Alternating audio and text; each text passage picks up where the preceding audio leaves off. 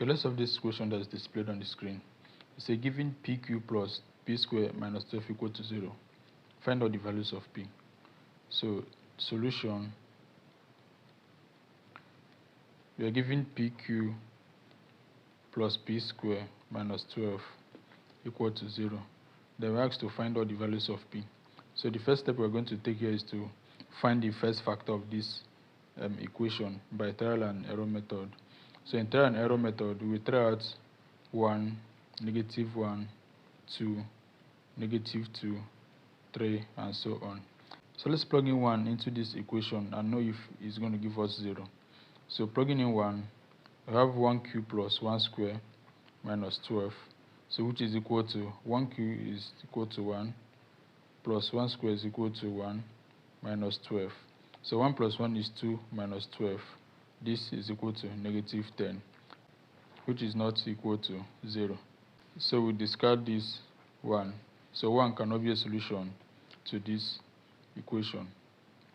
So let's try out -1. Now -1q plus -1 square minus 12. -1q is still -1, then plus minus 1 square is equal to 1, then minus 12. Now minus 1 plus 1 is equal to 0. Then we are left with -12, which still did not give us 0. So let's try out the next one, which is 2. Let me wipe here. So if we try to, we have that 2q plus 2 square minus 12. So we have 2q is same thing as 2 times 2 times 2. 2 times 2 is 4 times 2 is equal to 8. So we have 8 plus 2 times 2 is 4, then minus 12. 8 plus 4 is 12 minus 12. So we have 0, which is equal to this 0. So 2 is one of the solutions to this equation.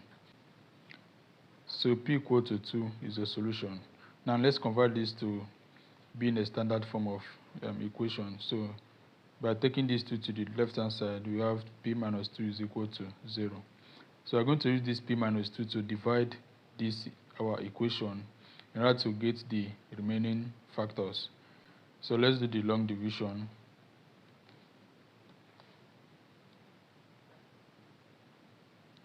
So we have p minus 2 is dividing pq plus p square minus 12.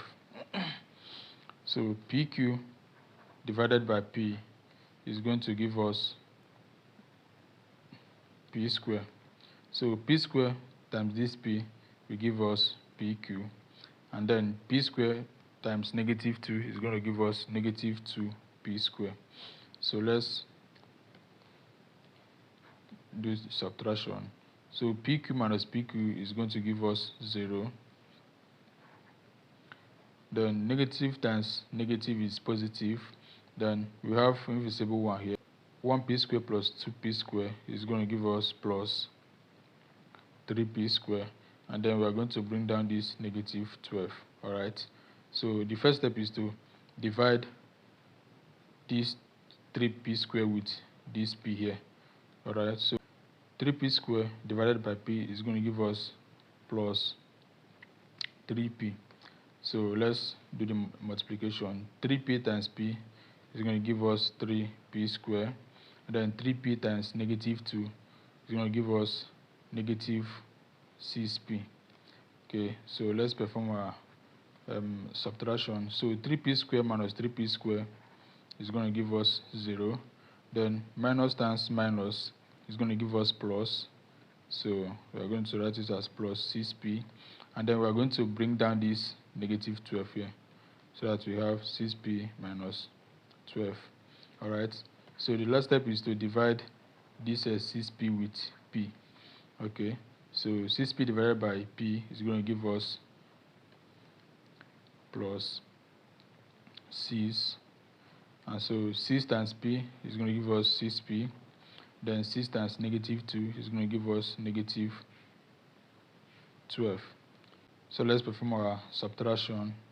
So we have that 6p minus 6p is equal to 0, and then minus times minus is plus. Minus 12 plus 12 is equal to 0. So it means that our solution is correct. You must get 0 here for you to know that your calculations are correct. So this is our second factor. And so we have that p minus 2 into p squared plus 3p plus 6 is equal to 0. Alright, so we know that p minus 2 is equal to 0, or p squared plus 3p plus 6 is equal to 0. So p is equals to 2, or p squared plus 3p plus 6 is equal to 0. So we're going to use general quadratic formula to solve these quadratic equations to get our second and 10th values of p.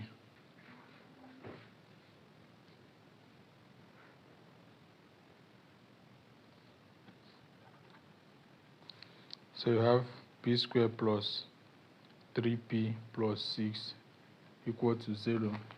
And so we have our general quadratic formula states that x is equal to minus b plus or minus root b squared minus 4ac over 2a. So let's identify the variables here.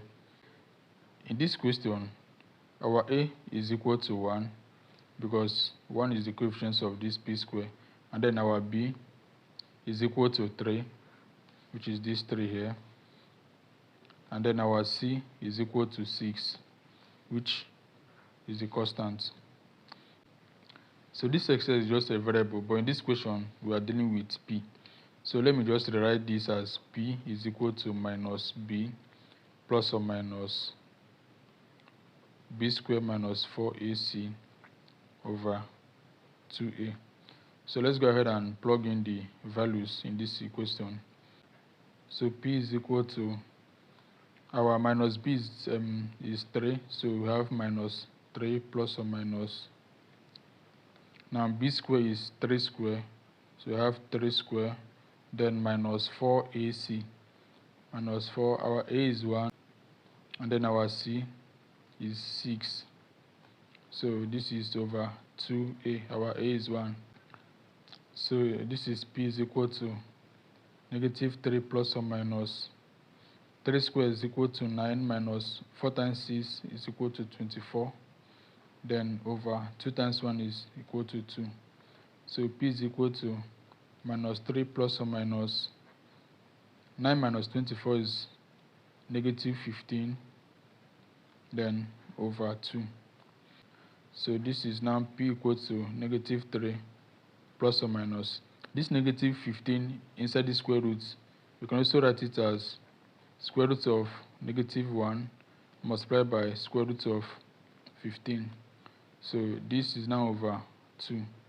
So this becomes p equal to negative 3 plus or minus. Now square root of 1 is equal to I.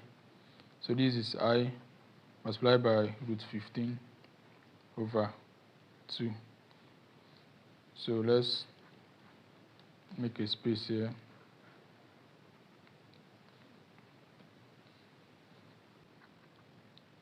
So what we now have is p is equal to negative 3 over 2 plus or minus I multiplied by 15 over 2. So p is equal to negative 3 over 2 is negative 1.5. That is converting it to decimals. Then plus or minus root 15 over 2. If you point it to your calculator, it's going to give you approximately 1.9365 I. So p is equal to negative 1.5 plus 1.9365 I, or p is equal to negative 1.5 minus 1.9365 I. So our final answer is now equal to p is equal to 2, or p is equal to negative 1.5 plus 1.9365 5i, or p is equal to negative 1.5 minus 1.9365i. So these are the solutions to the given equation. Thank you for watching.